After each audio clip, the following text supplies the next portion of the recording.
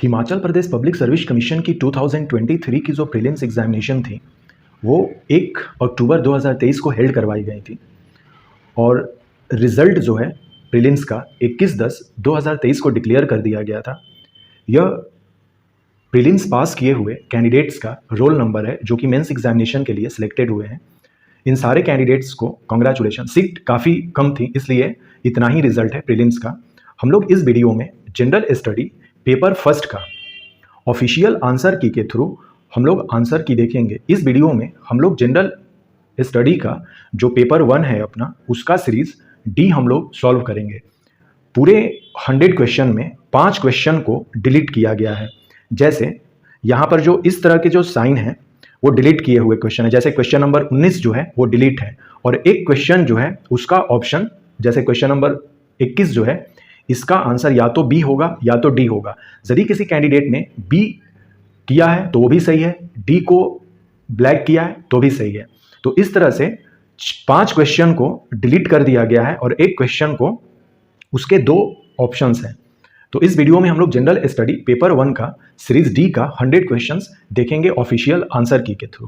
Question number 1 हमें match करना है लिस्ट 1 को लिस्ट 2 से, जिसमें कह रहा कि वाहन मित्र स्कीम, कुछ स्कीम्स हैं और फिर स्टेट है, किस स्टेट से रिलेटेड है स्कीम इसी के बारे में पूछा गया है। तो वाहन मित्र स्कीम जो है यह आंध्र प्रदेश से रिलेटेड है।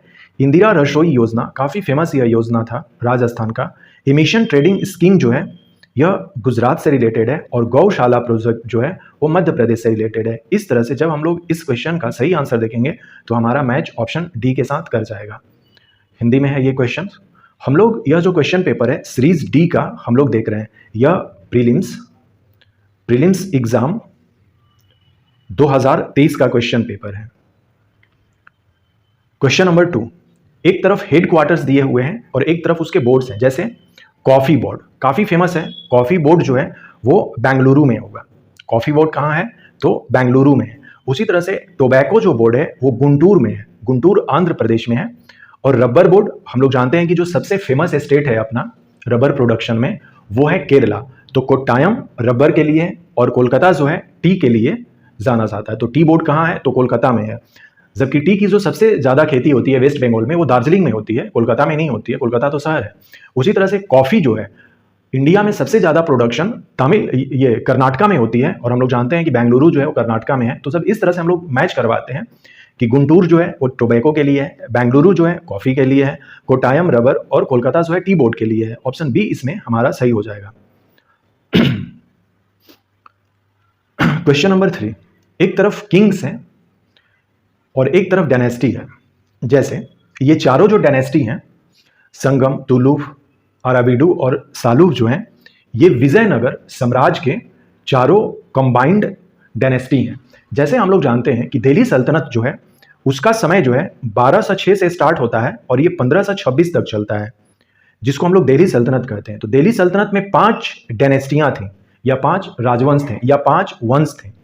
जैसे कि गुलाम वंश था पहला, फिर दूसरा खिलजी वंश आता है, तीसरा तुगलक आता है, चौथा सैयद और 5वां लोधी।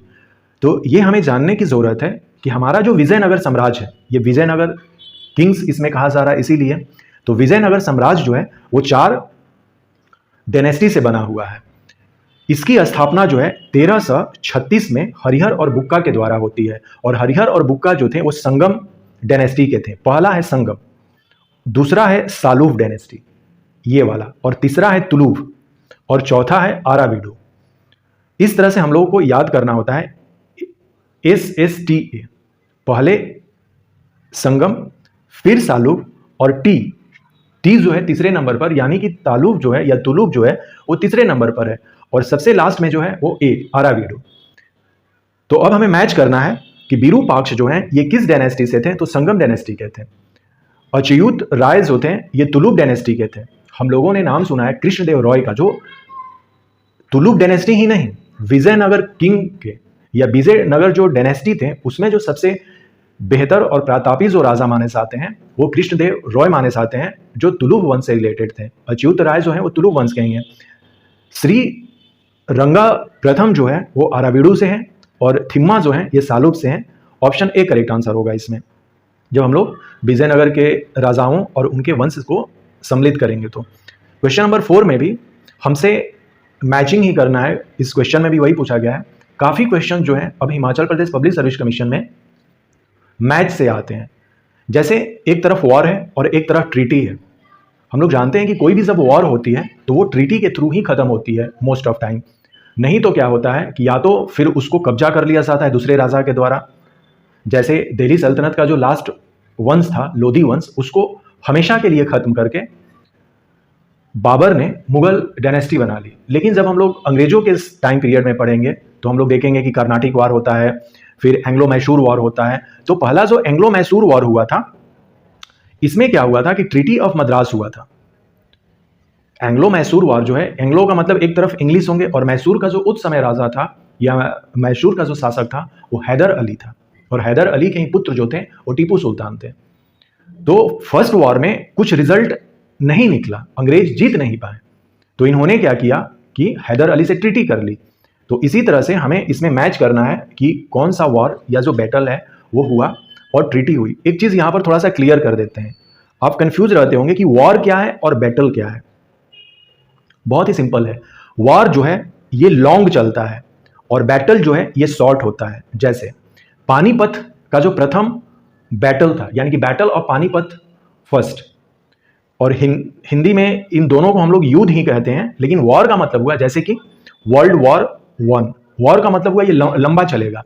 बैटल, जैसे कि बैटल में क्या है, Buxar, battle of Buxar, battle of Plassey, ये सब बैटल हैं, 1 या 2 दिन में ही वो क्या हो जाते हैं, खत्म हो जाते हैं। तो बैटल जो होते हैं वो 2 या 3 4 दिन के लिए होंगे, मतलब वो वर्षों नहीं चलेंगे। लेकिन जो वॉर होते हैं ना, ये वर्षों चलते हैं। तो यहाँ पर जितनी सारी चीजें यहाँ पर देख रहे हैं हम लोग इंग्लिश में वॉर वॉर लिखा हुआ है, तो वॉर का मतलब ऐसा वॉर, मतलब कि ऐसी एक्टिविटी जो लॉन्ग चली थी, और बैटल का मतलब जो होता है शॉर्ट बैटल चलते हैं। तो आई होप सो कि क्लियर हो गया होगा। फर्स्ट कर्नाटिक वॉर जो है ये ट्रीटी ऑफ एक्सला सेपेल के थ्रू खत्म होती है। फर्स्ट कर्नाटिक वॉर जो है एक तरफ फ्रेंच थे और एक तरफ इंग्लिश थे। थर्ड कर्नाटिक वॉर जो है ये ट्रीटी ऑफ पेरिस से खत्म होती है। फर्स्ट एंग्लो जो वॉर है वो मद्रास ट्रीटी से होती है। सेकंड एंग्लो मैसूर वॉर जो है वो ट्रीटी ऑफ मैंगलुरु से होती है। ऑप्शन सी इसका सही आंसर हो जाएगा जब हम लोग मैच करेंगे तो। वॉर का भी मतलब युद्ध होता है और बैटल का मतलब लड़ाई होता है। हिंदी में यदि हम लोग बैटल को कहें तो लड़ाई, पानीपत की प्रथम लड़ाई। ओके, तो बैटल ऑफ पानीपत फर्स्ट, इस तरह से हम लोग कहते हैं। Battle of Talikota, just related questions आएंगे, इसका इंफॉर्मेशन देख लेते हैं हम लोग। बैटल ऑफ तालीकोटा जो है वो 23 जनवरी 1565 को लड़ा जाता है, और इस बैटल को राक्षस टंगड़ी भी कहा जाता है। तो ये भी कई बार पूछा गया है कि राक्षस टंगड़ी जो बैटल है, यानी कि देखिए बैटल जो है तो एक पर्टिकुलर डेट दिया गया है 23 जनवरी 1565 को, अर्थात कि ये 23 और 24 जनवरी के बीच हुई होगी, ये खत्म हो गई होगी। इसका मतलब यही हुआ। तो यहां पर हमें जानना है कि बैटल ऑफ तालीकोटा का मतलब है राक्षस टंगड़ी बैटल, जो कि 1565 में हुआ था। अब हम लोग यहां पर मैच करेंगे। जैसे यहां पर देखिए लिखा भी हुआ है कि एक तरफ बैटल और वॉर, तो कुछ में और यहां पर चारों में बैटल बैटल लिखा है, अर्थात कि ये बहुत कम समय में ही खत्म हो गई होंगी। और वॉर का मतलब हम लोग समझ ही गए। बैटल ऑफ मच्छीवाड़ा जो है ये 1555 में होता है। बैटल ऑफ बिलग्राम ये 1540 में होता है, और इसको बैटल ऑफ कन्नौज भी कहते हैं। कन्नौज, बैटल ऑफ कन्नौज शेरशाह सूरी और ये हुमायूं के बीच में जो सेकंड बादशाह है मुगल साम्राज्य का, हुमायूं और शेरशाह, उसके बीच में होता है। और हुमायूं इसी बैटल में, बैटल ऑफ बिलग्राम में ही, जिसको बैटल ऑफ कन्नौज भी कहते हैं, हार जाता है और भाग जाता है। और 1540 में सूर वंश की स्थापना हो जाती है शेरशाह सूरी के द्वारा। बैटल ऑफ राक्षस टंगड़ी अभी जस्ट हम लोगों ने देखा, जिसको कि बैटल ऑफ तालीकोटा भी कहते हैं, 1565 में होता है। और बैटल ऑफ धौरिया जो है यह 1532 में होती है। इस तरह से मैच हमारा डी हो जाएगा। मच्छीवाड़ा का युद्ध जो है वो 1555 में होता है। बिलग्राम की लड़ाई 1540 में होती है। राक्षस टांगड़ी की जो लड़ाई है 1565 में होती है। और देहरिया का युद्ध जो है वो 1532 में होता है। यहाँ पर युद्ध और लड़ाई दोनों का डिफरेंस समझेंगे, लिखने का ये तरीका है और क्यों ऐसा लिखा जाता है हमने इस पर देखा भी। इसको लिस्ट एक तरफ पास का है और प्लेसेस है। नीति पास काफी फेमस है उत्तराखंड में। रोहतंग पास यह अपने हिमाचल प्रदेश में ही है। लिखा पानी जो है यह अरुणाचल में है और खुंजेर जो है वो लद्दाख में हो जाएगा। ऑप्शन ए करेक्ट आंसर हो जाएगा इसमें। हम लोग कुछ प्रमुख दर्रों का नाम भी देख सकते हैं, ये लिस्ट है, काफ़ी फेमस है। यहाँ पर यदि हम लोग अपने हिमाचल में देखें तो बारालाचा, देपसा पास, रोहतांग पास, सिपकीला, ये सब हमारे हिमाचल प्रदेश में है। ये पूरा पोर्शन जो है ये लद्दाख वाला पोर्शन है। फिर जब हम लोग उत्तराखंड में देखें तो मुलिंगला है, मंगसा धूराला है, मन्ना पास है, नीति पास है, लिपू लेक है। ओके, उसी तरह से ट्रायल्स पास भी है यहीं पर, नाकुला, नाथुला और जेलेपला, ये तीनों सिक्किम में है। और जो अदर ये सब जो दिख रहे हैं हमें, ये अरुणाचल प्रदेश में हो जाएंगे। तो ये सारे हैं, हमें देख लेना होगा। पाल घाट जो है वो केरल और तमिलनाडु के बीच का कनेक्शन है। 3 है इस तरह से, पाल घाट, भोर घाट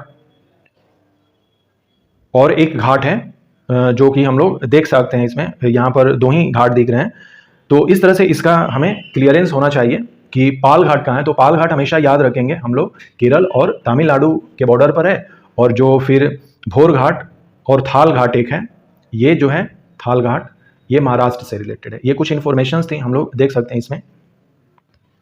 नेक्स्ट हम लोग दोआब पर आते हैं, इसको भी मैच करना है। दोआब जो है 2 नदियों के बीच की जगह को कहते हैं। जैसे बिस्ट दोआब जो है ये ब्यास और सतलुज के बीच वाले जगह को हम लोग बिस्ट दोआब कहते हैं। छाग दोआब जो है चेनाब और झेलम, CH और J से अलग अलग इसको ऐसे करके हमें जानना होता है। बारी दोआब, बारी दोआब ब्यास और रावी है, और सिंध दोआब झेलम और इंदस है। मैच ऑप्शन डी कर जाएगा इसका। Question number 8, domestic violence act. कुछ एक्ट्स हैं और उनको हमें ईयर से मैच करना है। ये 2005 में आया था। Sexual harassment and at work place, ये काफ़ी फेमस एक्ट है, ये 2013 में आया था।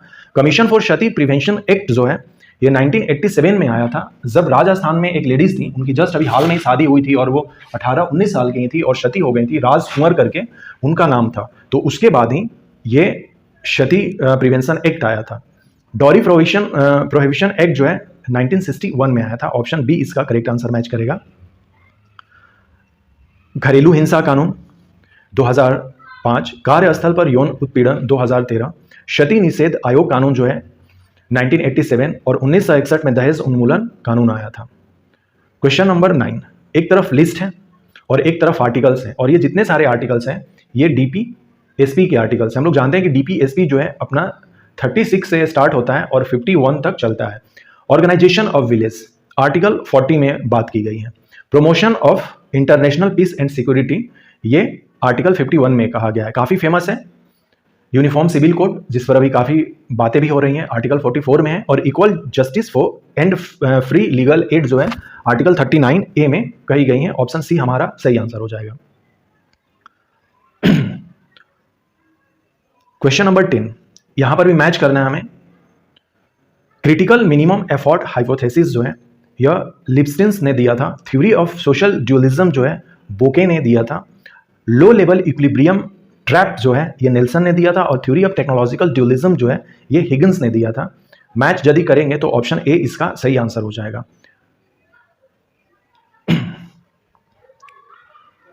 क्वेश्चन नंबर 11, इस क्वेश्चन को डिलीट कर दिया गया था क्योंकि हम लोगों ने देखा कि 5 क्वेश्चंस को Himachal Pradesh public service commission ने डिलीट किया था, जिसमें पहला क्वेश्चन ये है। इसको डिलीट कर दिया गया था।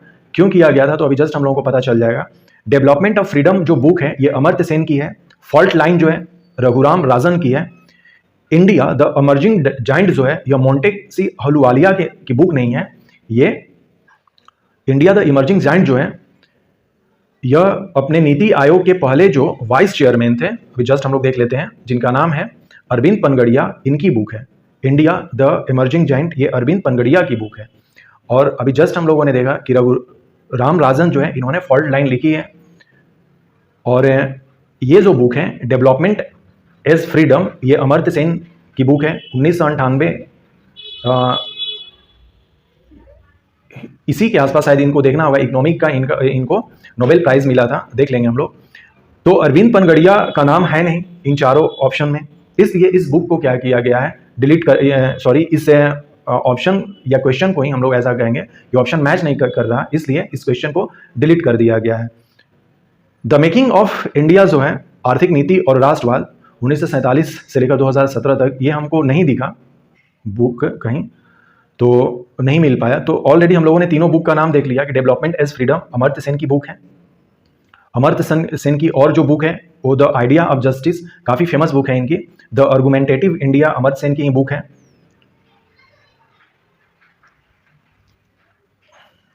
फॉल्ट लाइन रघुराम राजन की बुक है। और इंडिया द इमर्जिंग जाइंट, ये अरविंद पनगड़िया की बुक है। नेक्स्ट क्वेश्चन नंबर 12 जो है इसको भी डिलीट कर दिया गया है क्योंकि जो डेट है वो सही मैच नहीं कर रहे हैं। तो हम लोग देख लेते हैं कि क्या क्या इसमें चीज़ें हैं। नेशनल बायोडाइवर्सिटी एक्शन प्लान जो है यह 2008 में आया था। नेशनल बायोडाइवर्सिटी एक्शन प्लान जो है 2008 में आया था और 2008 यहाँ पर कहीं दिख ही नहीं रहा है, तो ये कारण है डिलीट करने का इस क्वेश्चन को। नेशनल फॉरेस्ट्री पॉलिसी जो है 1988 में आया था और ये भी ऑप्शन में नहीं था। Revise previously enacted national forest policy, पहले से 1952 में जो एक्ट था नेशनल फॉरेस्ट पॉलिसी को, उसको एक बार 1988 में फिर से अमेंड किया गया था, ऐसा हम लोग इसको कह सकते हैं। ये है तो नेशनल फॉरेस्ट पॉलिसी जो है 1988 है। अदर जो एक्ट हैं जिसमें कि काफ़ी फेमस है, वाइल्ड लाइफ प्रोटेक्शन एक्ट 1972 में आया था, वाटर एक्ट 1974 में आया था, एयर एक्ट 1981 में आया था, फॉरेस्ट कंजर्वेशन एक्ट 1980 में आया था और काफ़ी फेमस है ये भी इन्वायरमेंट प्रोटेक्शन एक्ट जो है ये 96 में आया था। तो ये कुछ एक्ट्स हैं। नेशनल जू पॉलिसी जो है 1998 में आया था और 1998 ऑप्शन में कहीं था नहीं।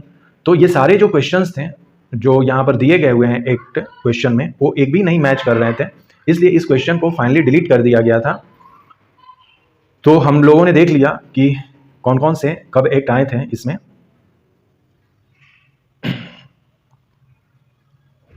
नेक्स्ट हम लोग क्वेश्चन नंबर 13 देखेंगे। एक तरफ विटामिन है और एक तरफ सिम्टम्स है। विटामिन और मिनरल्स दोनों हैं, जैसे विटामिन B1 एक है और अदर तो मिनरल्स ही हैं।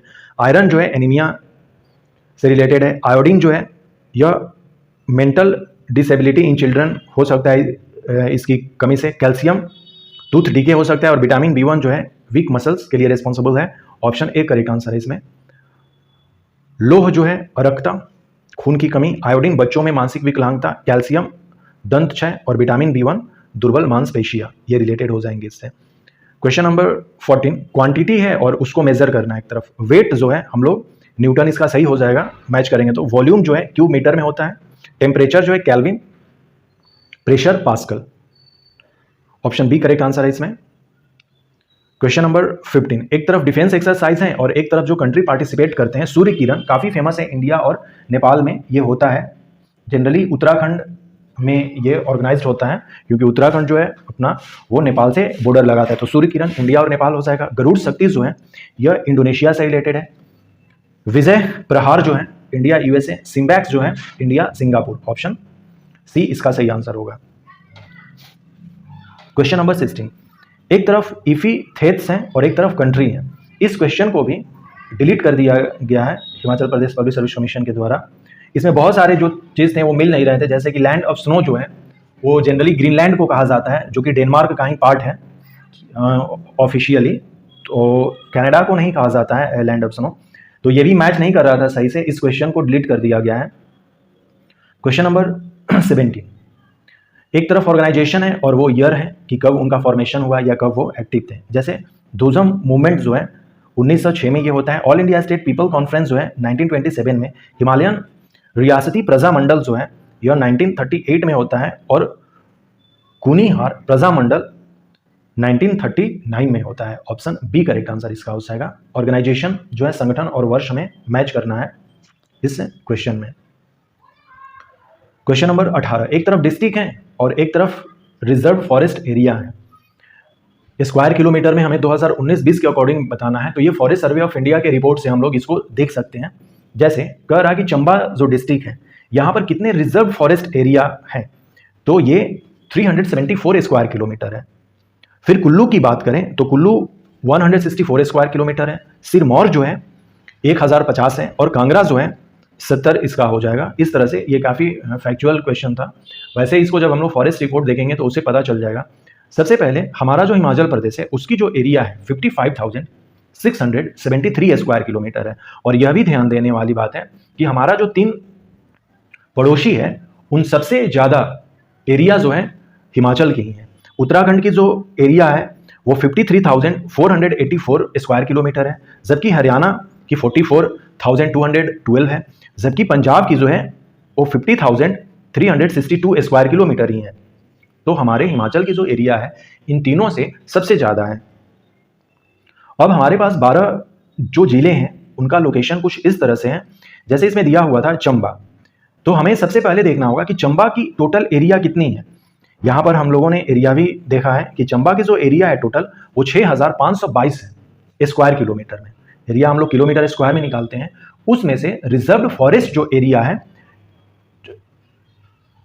चंबा की वो है 374 स्क्वायर किलोमीटर। ये है, यही हम लोगों से पूछा गया था। तो हम लोग अपने हिमाचल प्रदेश का एरिया देख लेते हैं कि एरिया वाइज जो है ये एरिया है कि किस डिस्ट्रिक्ट की 12 जो डिस्ट्रिक्ट हैं उसमें कितने एरियाज हैं। पॉपुलेशन भी दी है, पॉपुलेशन डेंसिटी भी इधर है, देख सकते हैं हम लोग। तो इस पर ज़्यादा भी डिस्कस नहीं करेंगे, नहीं तो बहुत ज़्यादा लंबा वीडियो हो जाएगा। क्वेश्चन नंबर 19 को भी डिलीट कर दिया गया था, तो इसका कोई सही आंसर नहीं है, पहले डी ऑप्शन दिया गया था। क्वेश्चन नंबर 20 जो है, एक तरफ डिस्ट्रिक्ट है और एक तरफ हमारे वाइल्ड लाइफ सेंचुरी है। जैसे 12 डिस्ट्रिक्ट्स में से यहाँ पर 4 डिस्ट्रिक्ट दिए हुए हैं। किन्नौर जो है यहाँ पर रूपी भाभा वाइल्ड लाइफ सेंचुरी है, चंबा में सेचू तुआन नाला है, मंडी में नागरू है और लाहौल स्पीति में किव्वर है। तो ये इस तरह से मैच कर जाएगा अपना। किन्नौर में रूपी भाभा, चंबा में सेचू तुआन नाला है, मंडी में नारगू है और लाहौल स्पीति में किब्बर है। नेक्स्ट क्वेश्चन नंबर 21 की बात करें तो इस क्वेश्चन में 21 का जो फाइनल ऑप्शन आंसर की था वो इस तरह का था, हैश था उसके आंसर की में, जिसका मतलब था बी या डी। बी भी किसी ने लगाया है तो सही है और डी भी लगाया तो भी सही है। इसमें पूछा गया था कि सिंखू लॉ जो है ये कहाँ पर है, तो सिंखू लॉ लद्दाख या हिमाचल प्रदेश। ये नाम सही थोड़ा सा इसमें सही नहीं हो रहा था, इसलिए इसको लद्दाख और हिमाचल दोनों दे दिया है। Digital India act 2023 will replace which of the flowing, जो इंफॉर्मेशन टेक्नोलॉजी एक्ट 2000 था इसको रिप्लेस किया है डिजिटल इंडिया एक्ट 2023 ने। Next question number 23, Jivaka Chintamani was written by, सही आंसर है Tiruttakkatevar. Option B is correct answer. Jivaka Chintamani Tirhut कतेवर द्वारा लिखा गया था, ऑप्शन बी करेक्ट आंसर है। जो बांगर है जलोढ़ मिट्टी है, किस लिए जाना जाता है, इसमें कंकड़ होता है इसलिए। बांगर एक है और एक खादर है। अलुवियल सॉइल जो है जनरली दो तरह से दिखेंगे, एक है बांगर और एक है खादर। खादर का मतलब है नया अलुवियल अर्थात कि न्यू अलुवियल, और बांगर का मतलब है old alluvial soil. Jhelum river rise from Verinag चश्मा, जिसको कि स्प्रिंग कहते हैं, ऑप्शन सी करेक्ट आंसर है।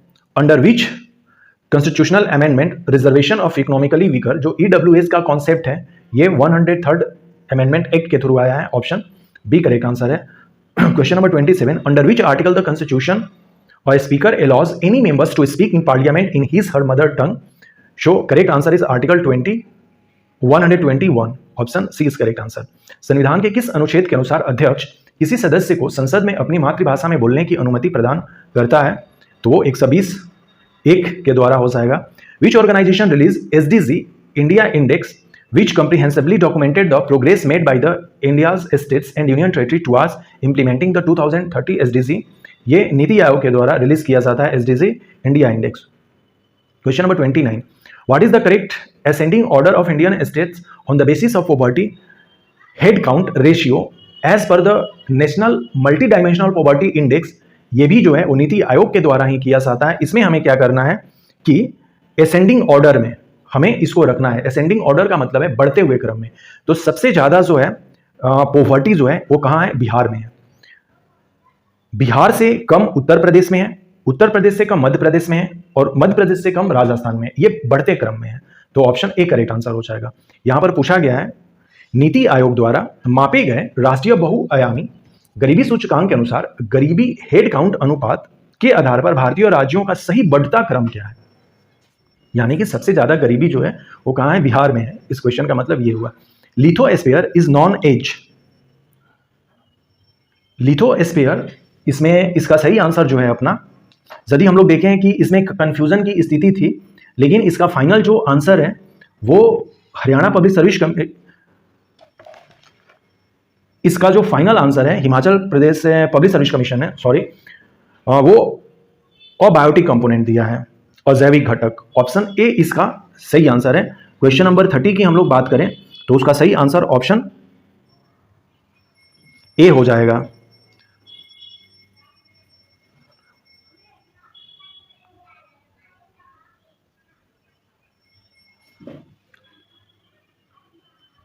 और यहां पर थोड़ा सा हम लोगों को सुधारना होगा। ये जो क्वेश्चन है, sorry 1 minute, lithosphere is non age और बायोटिक कंपोनेंट, ये सही है। और first comprehensive population policy announced by the government of India, ये एक्चुअली ऑप्शन सी इसका सही आंसर है। ये सही आंसर कौन सा होगा, ये ऑप्शन सी करेक्ट आंसर है। 16 अप्रैल 1976, न कि 74 है। ये सही answer option C correct answer है। इसको हमें सुधार लेना होगा कि भारत सरकार द्वारा पहली व्यापक जनसंख्या नीति की घोषणा की गई थी तो 16 अप्रैल 1976 में। Institute of forestry biodiversity is located at Hyderabad और the greatest world wide use of water is for irrigation के लिए किया जाता है। वैश्विक स्तर पर पानी का सबसे बड़ा उपयोग सिंचाई में हम लोग करते हैं। Which of the following is a biotic component, the biotic animal, और जो अदर है सॉइल एयर वाटर, ये अबायोटिक हो जाएंगे। International day of forests 2023 pertains to the theme of, अंतर्राष्ट्रीय वन दिवस जो 2023 का विषय था क्या था, तो वन और श्वास। ऑप्शन बी करेक्ट आंसर है। टेम्परेट ग्रासलैंड ऑफ अफ्रीका जो है वो वेल्ड के नाम से जाना जाता है। यदि हम अदर की बात करें, डाउन्स जो है ये ऑस्ट्रेलिया में है, पंपास जो है अर्जेंटीना में है, स्टेपीज जो है वो यूरेशिया में है, अर्थात कि हंगरी, रशिया, इन सारे में स्टेपीज हैं, और प्रेयरीज जो है वो यूनाइटेड स्टेट ऑफ अमेरिका है।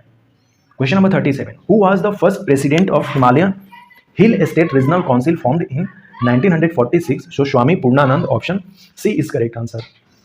Question number 38, Dodra Kwar revolt to place under the leadership of Ran Bahadur Singh, option C correct answer है कि डोडरा कवार विद्रोह किसके नेतृत्व में हुआ था, तो Ran Bahadur Singh. Question number 39, who became the chief minister of Himachal Pradesh for maximum time, तो ये वीरभद्र सिंह हो जाएंगे। विनोइंग रेफर्स टू, ये मिश्रण के अवयवों को पृथक करना होता है कि निष्पावन कहलाता है। So separation of components from mixture, option B correct answer है क्वेश्चन नंबर 40 का। क्वेश्चन नंबर 41, दो स्टेटमेंट दिए गए हुए हैं और हमें इसमें यह देखना है कि कौन स्टेटमेंट सही है। कथन 1 और कथन 2, गति शक्ति डिजिटल प्लेटफॉर्म के माध्यम से बुनियादी ढांचा परियोजनाओं की योजना बनाई जा सकती है और उन्हें लागू किया जा सकता है। यह स्टेटमेंट सही है। गति शक्ति डिजिटल प्लेटफॉर्म 12 स्तंभों पर आधारित है, यह गलत है। ऑप्शन सी करेक्ट आंसर है। क्वेश्चन नंबर 42, ये भी स्टेटमेंट बेस्ड क्वेश्चन है और हमें देखना है कि कौन इसमें सही है। देखते हैं, शहद मिशन की शुरुआत वर्ष 2017 में की गई थी, यह कथन सही है। स्वीट क्रांति भारत में मधुमक्खी पालन को बढ़ावा देती है, दोनों कथन सही है। क्वेश्चन नंबर 43, यहां पर भी स्टेटमेंट बेस्ड क्वेश्चन है। जैसे the 1857 revolt was a war of fanatic religionists against Christians, ये जो स्टेटमेंट है और सर जेम्स ऑट्रम ने दिया है, नहीं, ये इनकरेक्ट है। The so-called first national war of independence of 1857 is neither first nor national nor a war of independence। काफी फेमस ये स्टेटमेंट है आरसी मजूमदार का। ऑप्शन डी करेक्ट आंसर हो जाएगा। एक गलत है, दूसरा सही है। क्वेश्चन नंबर 44, ये भी स्टेटमेंट बेस्ड है कि समवर्तन is a category of Hindu slaves, ये स्टेटमेंट गलत है। Shankar Varman is considered as a founder of Lohar dynasty of Kashmir, ये भी गलत है। दोनों स्टेटमेंट इसमें गलत है। सामवर्तन हिंदू दासों की एक श्रेणी है, नहीं, और शंकर वर्मन जो है कश्मीर के लोहार वंश का संस्थापक माना जाता है, नहीं, दोनों स्टेटमेंट इसके गलत है। ऑप्शन बी करेक्ट आंसर है कि कथन 1 और कथन 2 दोनों गलत है। क्वेश्चन नंबर 45, ये भी स्टेटमेंट बेस्ड है। दोनों जो स्टेटमेंट है इसमें इनकरेक्ट दिखा रहा है, दोनों इनकरेक्ट हो जाएंगे कि president can dissolve the Lok Sabha on the advice of speaker. नहीं, ये गलत है। और स्टेटमेंट 2 में कहा गया है कि राज्यसभा under article 312 enjoy a special power to appoint members of human right commission, ये भी गलत है। दोनों स्टेटमेंट इसका गलत है। नेक्स्ट क्वेश्चन नंबर 46, ये भी स्टेटमेंट है। National flag was adopted by the constituent assembly, yes, ये 22 जुलाई 1947 को अडॉप्ट किया गया था। और Neelam Sanjiva Reddy has also worked as speaker Lok Sabha prior to his election as president of India. President of India बनने से पहले नीलम संजीव रेड्डी जो थे वो स्पीकर भी थे लोकसभा के। दोनों स्टेटमेंट सही हैं। क्वेश्चन नंबर 47, ये भी स्टेटमेंट बेस्ड है।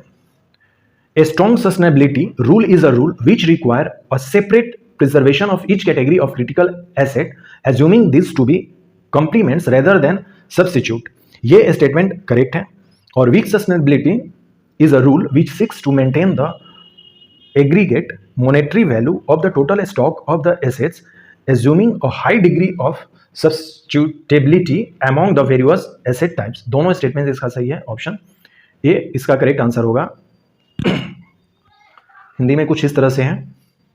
नेक्स्ट क्वेश्चन नंबर 45, ये भी स्टेटमेंट बेस्ड है। Statement 1, the theory of unbalanced growth was advocate by professor Hirschman, yes, ये सही है। और the theory of unbalanced growth state that investment should, ये भी स्टेटमेंट सही है, ऑप्शन ए करेक्ट आंसर है इसका। असंतुलित विकास के सिद्धांत की वकालत प्रोफेसर हिर्समैन ने की थी, ये सही है। और असंतुलित विकास का सिद्धांत बताता है कि निवेश पहले अर्थव्यवस्था के कुछ मुख्य क्षेत्रों में किया जाना चाहिए जिनमें उच्च स्तर की संपूरकता हो। एक बार विकास की प्रक्रिया शुरू हो जाने के बाद यह आगे और पीछे के लिंकेज के माध्यम से अन्य क्षेत्रों में फैल जाएगी। ये दोनों कथन सही है, ऑप्शन ए करेक्ट आंसर है। क्वेश्चन नंबर 49, इस तरह के जो क्वेश्चंस है डेटा बेस्ड, इसको पहले अदर ऑप्शंस दिए थे हिमाचल प्रदेश ने, अब दोनों जो स्टेटमेंट है इसमें गलत है।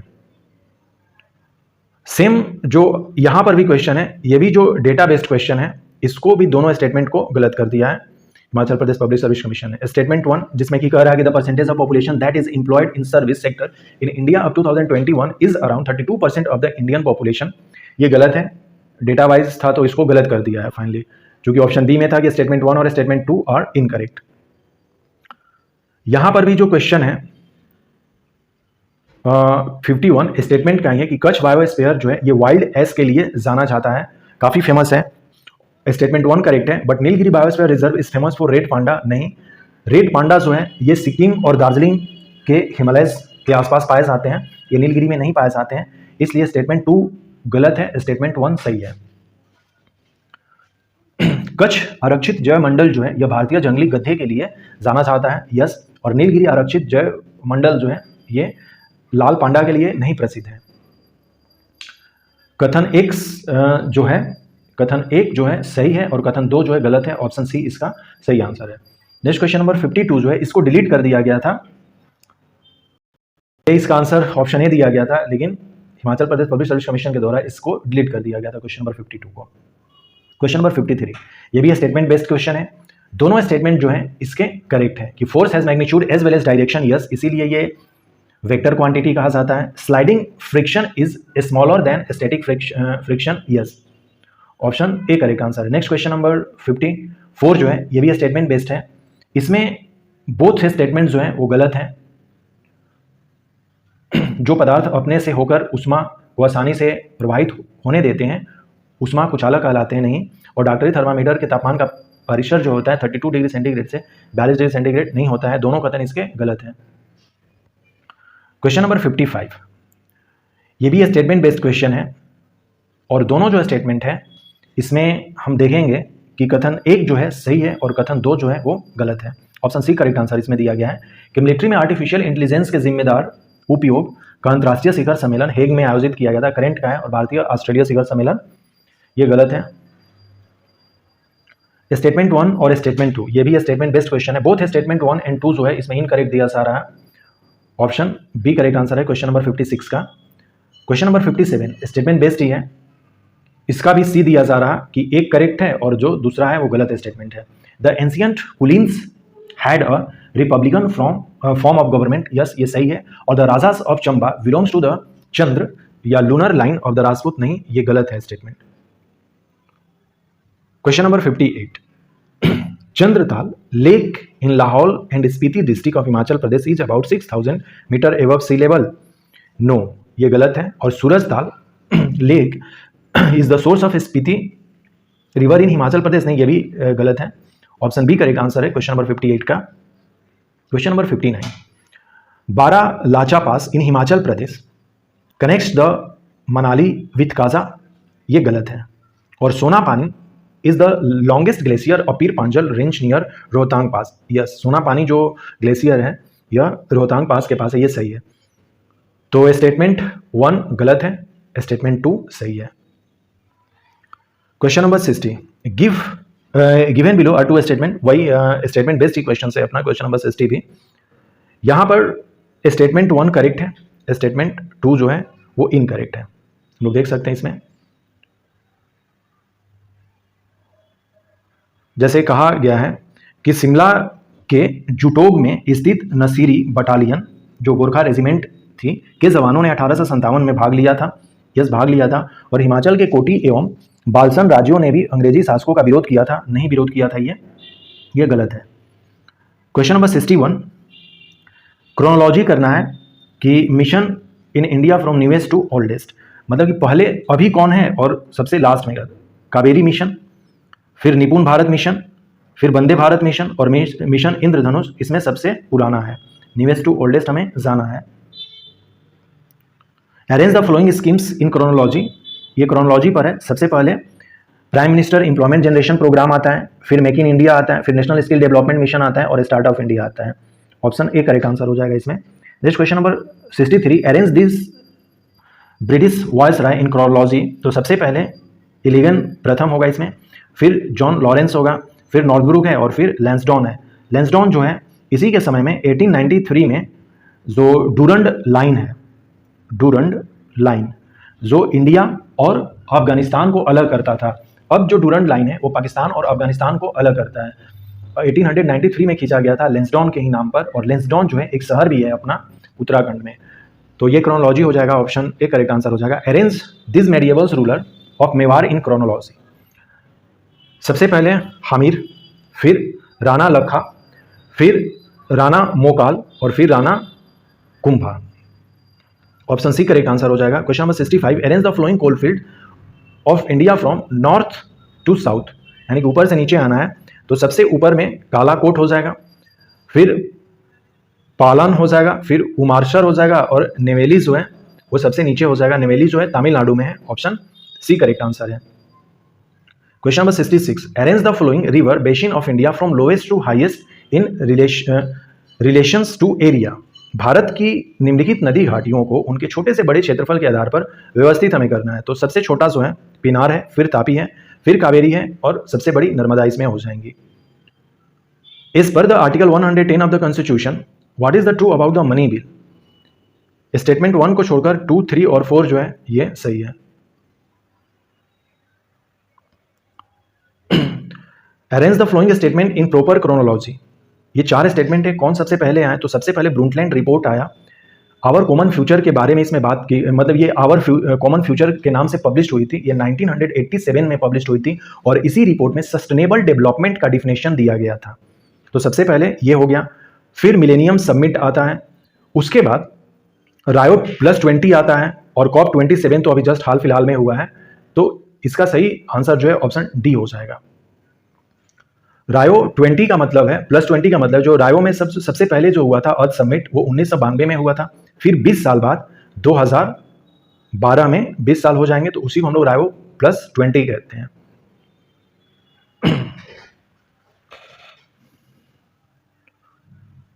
क्वेश्चन नंबर 69, ये corp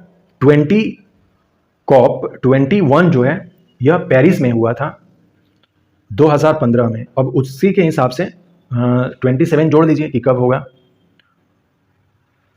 arrange the flowing scheme in proper chronological order of there implementation, तो सबसे पहले प्रधानमंत्री उज्ज्वला योजना आता है, फिर आयुष्मान भारत, फिर प्रधानमंत्री गरीब कल्याण अन्न योजना और प्रधानमंत्री गति शक्ति योजना इस तरह से क्रोनोलॉजी है इसका।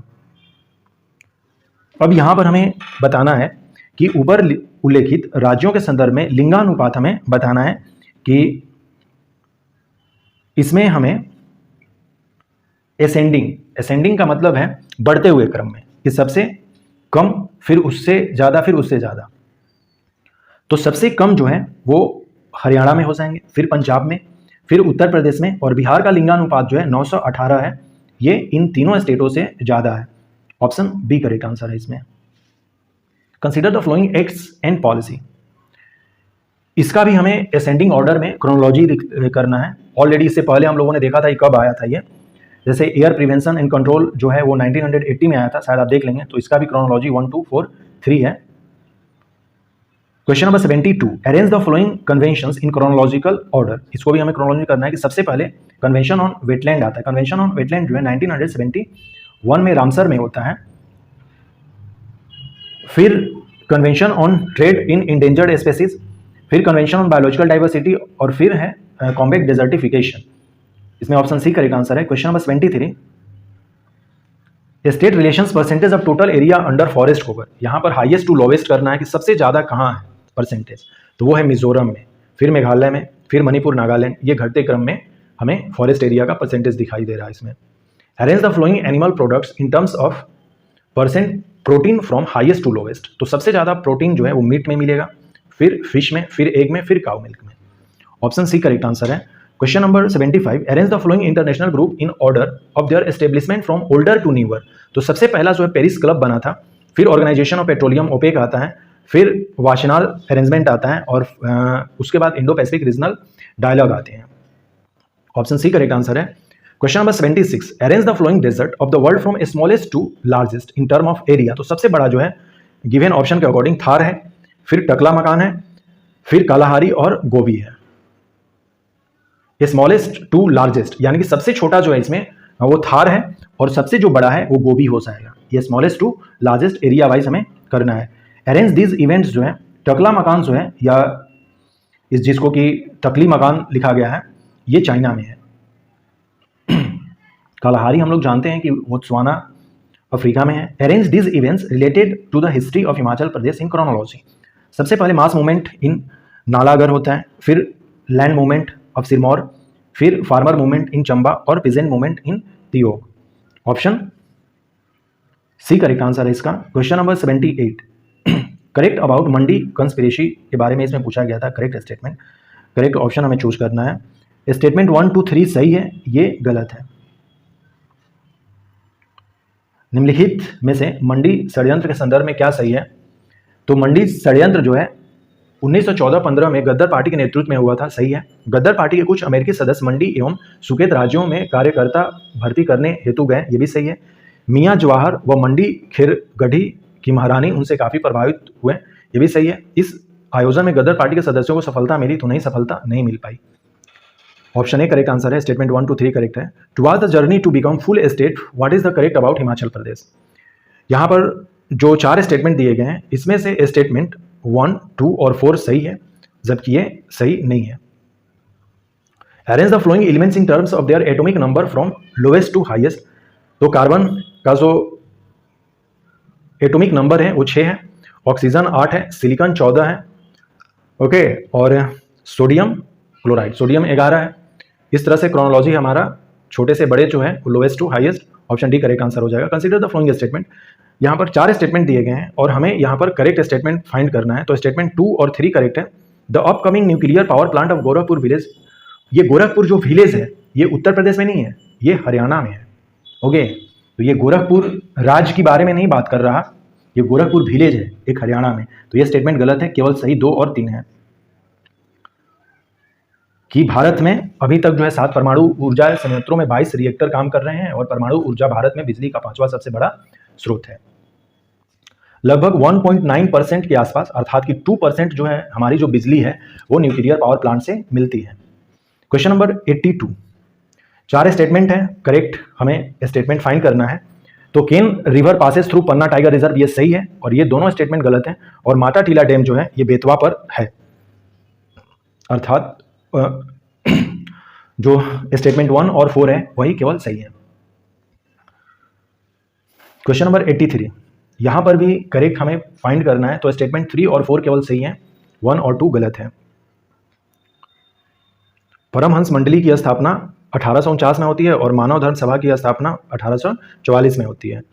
Consider the following statement, 4 statement है और यहाँ पर हमें करेक्ट स्टेटमेंट फाइंड करना है। 2 और 4 सही है और जो अदर है वो गलत है। ऑप्शन डी करेक्ट आंसर है क्वेश्चन नंबर 84 का। क्वेश्चन नंबर 85, यहाँ पर भी 4 स्टेटमेंट है और हमें करेक्ट आंसर फाइंड करना है कि कांग्रेस सोशलिस्ट पार्टी जो है ये 1933 में नहीं ये एस्टेब्लिश हुई थी। ये जयप्रकाश नारायण की बुक नहीं है, जबकि स्टेटमेंट 2 रेडिकल ह्यूमनिस्ट जो है ये written by M N Roy और अनहैप्पी इंडिया जो है ये लाला लाजपत राय के द्वारा लिखी गई है। ऑप्शन डी करेक्ट आंसर है। केवल स्टेटमेंट 3 और 4 सही है।